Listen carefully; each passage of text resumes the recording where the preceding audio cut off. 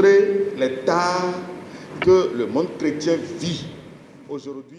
Un chrétien doit-il célébrer les fêtes de fin d'année? C'est le sujet qui a fait l'objet de cette conférence de presse tenue ce dimanche 30 octobre 2022 au siège de l'Église universelle pour la restauration de la vision divine. L'objectif de cette entrevue avec les hommes des médias est d'éclairer les chrétiens sur la célébration de la fête de Toussaint qui a lieu tous les 1er novembre de l'année. La fête de la Toussaint, chers amis, je voudrais simplement vous dire que c'est une célébration qui retire l'enfant de Dieu de toute la grâce de Dieu. La célébration de la Toussaint est une célébration païenne. Qu'il vous souvienne que dans la Bible, selon le livre de Ésaïe 28, à partir du verset 15, la parole nous dit clairement que l'enfant de Dieu ne doit jamais faire d'alliance avec l'esprit de mort. Autrement dit, Dieu qui donne la vie, qui est la vie, ne peut jamais permettre à ses enfants d'aller se rallier à l'esprit de mort.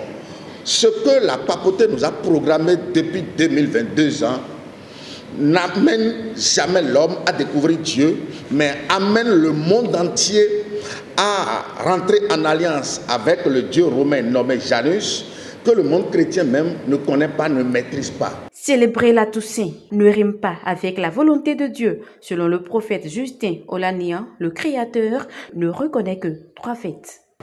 Aussi longtemps que ce monde sera en train de travailler ou d'adorer un certain Dieu dans le système calendaire monté par le pape Grégoire XVI, je crois que le monde ou le monde chrétien ne peut jamais connaître Dieu. Parce que le temps de Dieu est dans la Bible, bien connu dans la Bible, mais les Romains, très tôt dans l'histoire des peuples, ont retiré le temps de Dieu aux enfants de Dieu, ne serait-ce que pour les séquestrer dans l'idolâtrie, ne serait-ce que pour les obliger à adorer leur Dieu nommé Janus.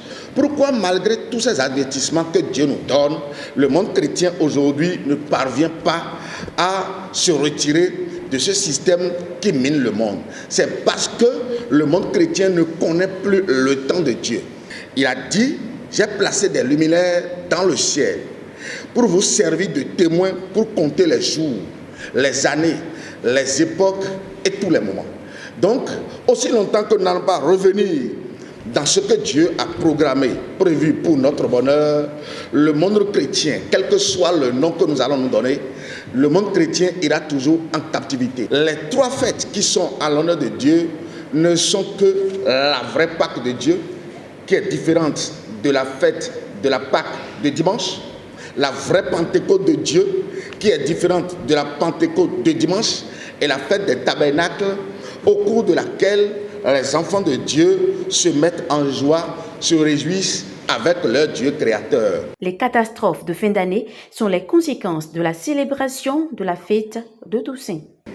Le programme imposé par la papauté au travers le calendrier monté par le pape Grégoire XVI, le calendrier de janvier à décembre, est à la base du fléau de la catastrophe que le monde chrétien vit aujourd'hui dans les églises. La fête que la Rome nous a programmée les 1er novembre, c'est pour nous amener à aller réveiller les esprits des morts de nos parents défunts.